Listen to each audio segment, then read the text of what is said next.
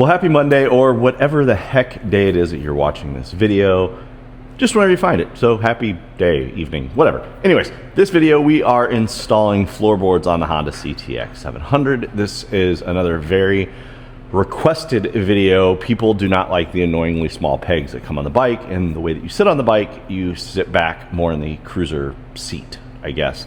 So this is a modification I've done on two of my bikes and something that I recommend for everybody to do. It's a pretty simple modification to do. Not the cheapest, definitely not. But these floorboards are awesome. I like them. They work. Tried, tested, true. They can get dirty and they are very, very comfortable on your feet. Again, I do mention in the video, this is for the automatic, the DCT version of the bike. If you do have a manual, in the video I say you could try the minis. I do know a few people that run these exact floorboards on a manual. They just set it back one notch. You'll see what I'm talking about in the video. Oh yeah, I keep forgetting to do this, but in the description there is a disclaimer. I am not a mechanic. I'm not a professional. I'm probably the farthest thing from that you will ever meet. Sometimes I'm good with my hands. Anyways, do this at your own risk. Put these on at your own risk. Buy them at your own risk. Do everything that you see me do at your own risk. And if you catch yourself not with the ability to do it, please find somebody who knows how to do it, especially on serious items on your motorcycle.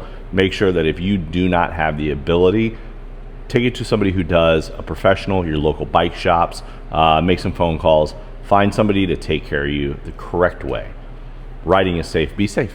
So we are getting closer to getting the bike fully complete. Now I have two things. One, the windscreen, still got to install this thing. The reason it's not is because I'm missing plastic X. I thought I had some, and I got to do a video on that, show you guys exactly what that is, how that works. I think it's really important. I think you guys are going to dig it. A lot of people will have a really bad windscreen, and the first thing they think of, oh, I got to go buy a new one. They throw it away, bad day. This stuff, 10 bucks, fixes 99% of them. Video on that coming. But in this video, like I said, we're going to be doing the floorboards for the front of this bike. Now, I went with the Kuryakin, I think that's how you say it, Kuryakin floorboards.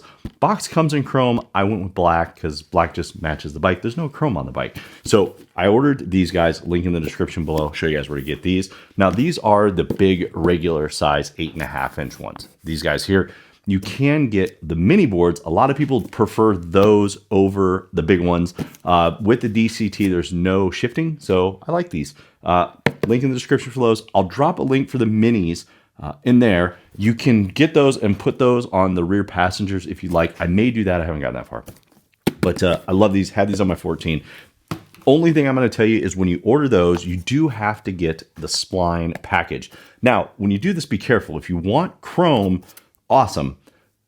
Order your splines in chrome to match. I ordered black, but do be careful when you're doing it because a lot of times you'll open up the website or Amazon and it'll show you a black one, but if you read the print, it'll say chrome. So just take an extra 2 seconds.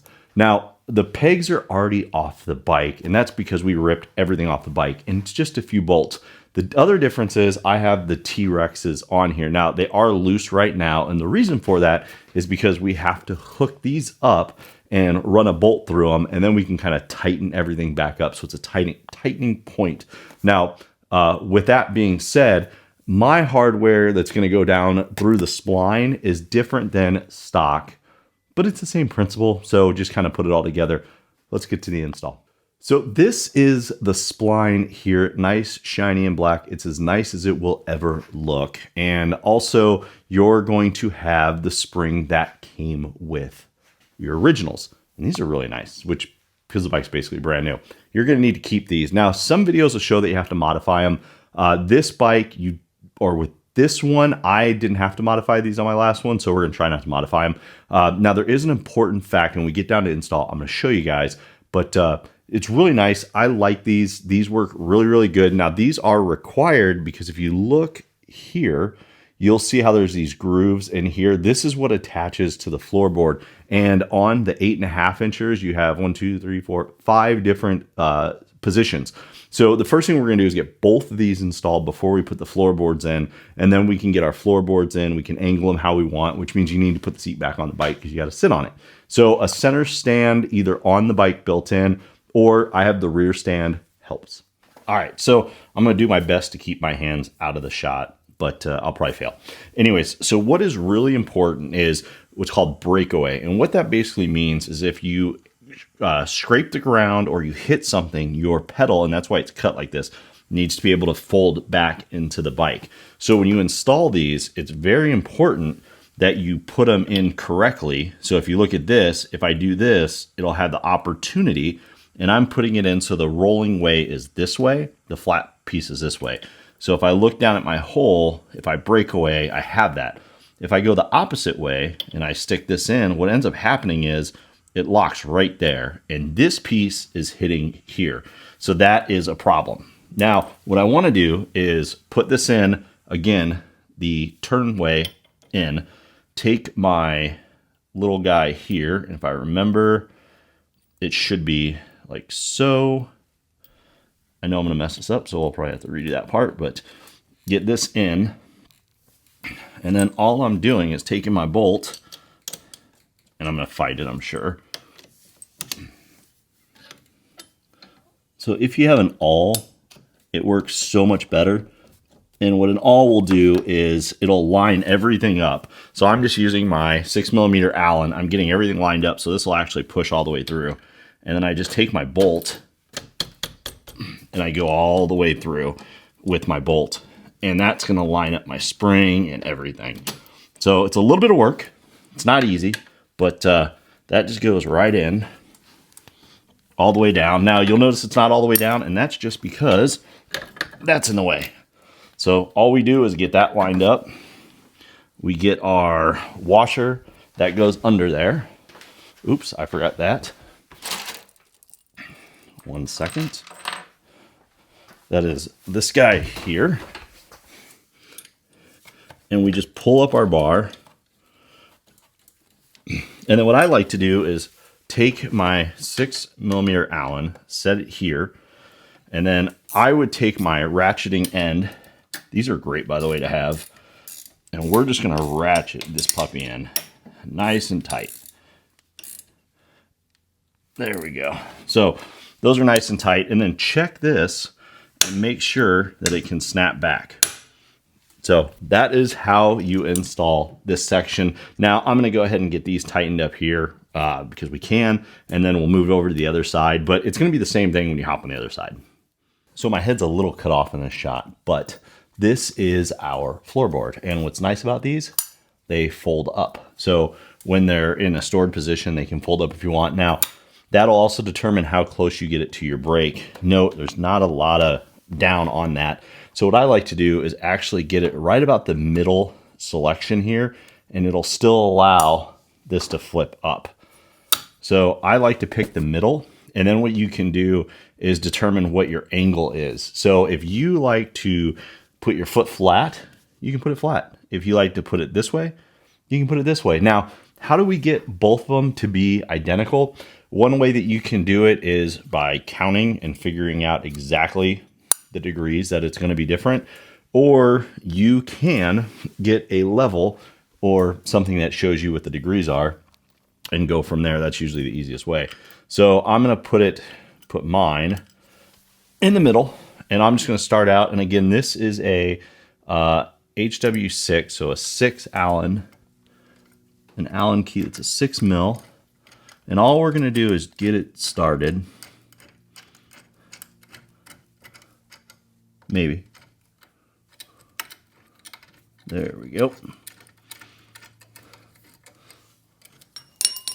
Boop. So the reason I went with this long guy is for this reason right here. Now that I have this, I can fold this down, and it has a circular tip here. So when I put this down, I can lay this down what position I want. I can tilt this back to wherever I want it. So I like it there. Yep, that's what I want. And I can crank it down nice and tight. And then what I do is I look and I say, okay, that flips up. The other thing to check, push down on your brake. Make sure that it clears this arm piece here. So I push down, I'm good to go. I can step on it with my foot, it's there.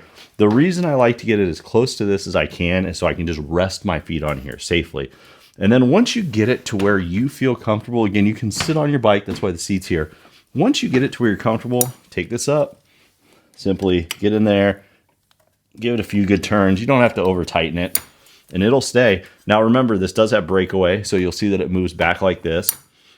And that's just safety, so if you happen to drag your pegs, you're good to go. And like I said, you can sit on your bike, make sure you like it. I know that I like it. This is what I had before and how I had it set up before. So I'm gonna figure exactly what this is with my degrees. We're gonna get on the other side. All right, so I feel kind of stupid. Kind of, not fully. I can't show you exactly how to do this. Maybe I could throw something up here that'll help. On the iPhone, there is actually a level, and that level will show you what the degrees are. So I use my iPhone to film, and that's gonna be changing because I have some new stuff that just came out. I just gotta figure out how to use it. So it still looks good. We're almost there. But I'm gonna use my iPhone, so I'm gonna disconnect everything, and then I'm gonna set it on that peg. It is gonna tell me the degrees. Then when I come over to do this one, I'm gonna get it nice and started, get it in, put my phone on it, get it to that degree, tighten it in, and I'm good to go. Here's the other thing. To do this, you need to know a few things. Is your bike level? Now, because my bike is on a center stand in the back and it's holding it up, I know that my bike's level. I'm gonna say this, and I don't think I need to, just in case. If you're using your kickstand, your bike is leaning, which means if you try this trick, it's not gonna work. So another trick you can do is utilize a tape measure. And this won't work I guess this wouldn't work either.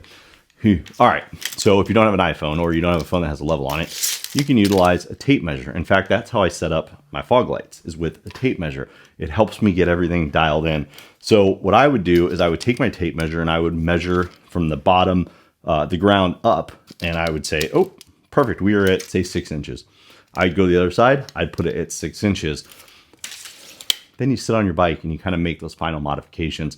So what I recommend is setting up your brake side first. And the reason for that is really simple. That has your brake. That you need to have is comfortable for you to engage the brake and let go of the brake and ride. From there, come over to this side. Now, if you're running a manual transmission, the 8.5-inch ones that I have which are these guys here, may be a little too big. I'd recommend running the minis, but again, it's all personal preference. No right or wrong answers. I'm not telling you what to buy. It's not my job. Build your bike however you want. You want to paint it pink, paint it pink. In fact, I'm thinking about painting this bike. So anyways, let's get to this. But I gotta take my phone off there because I need it to do the degrees. If I only had a tool for that. I know I have a tool. I just don't know where it is.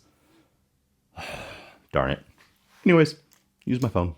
So as you can see by the screenshot, all you have to do is type in your phone. I believe it's measure if you have the iPhone, and it'll pop up. And then you just set the level on there. Remember, use the same side of your phone to do it because of the buttons.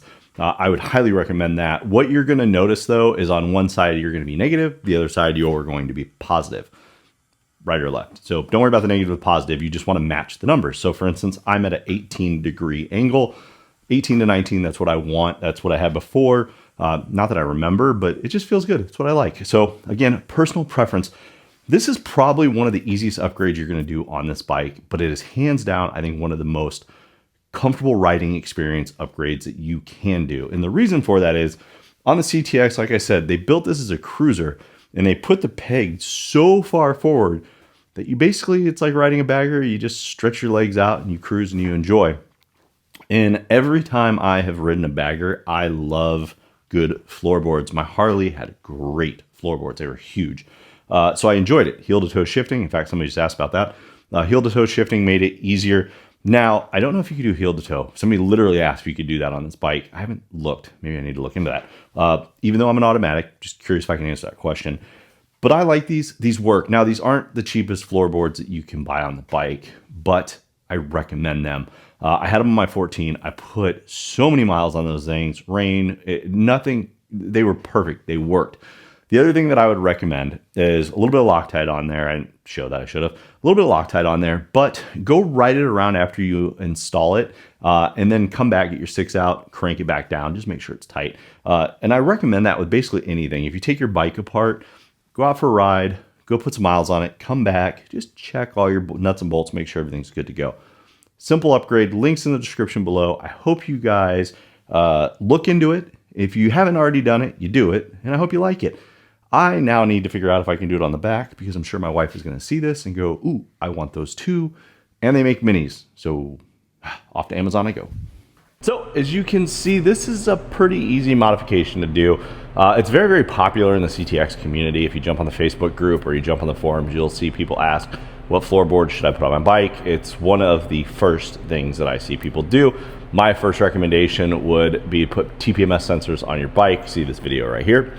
Actually, I just put this one up, but I recommend TPMS sensors. After that, floorboards, I think would probably rate as the number 2 or 3 spot when it comes to this bike. I would definitely put this at number 2. The reason for it is what comes with the bike is just horrible, in my opinion. I get why they did it. It's the same thing they put on all their bikes. Now note, from the front to the back, the splines are different. So I do see people that will buy the exact same setup for the back. They don't work. The splines in the front are bigger. There are different splines that fit the back of the bike. Now, you can buy the Harley-Davidson versions of the minis for this bike.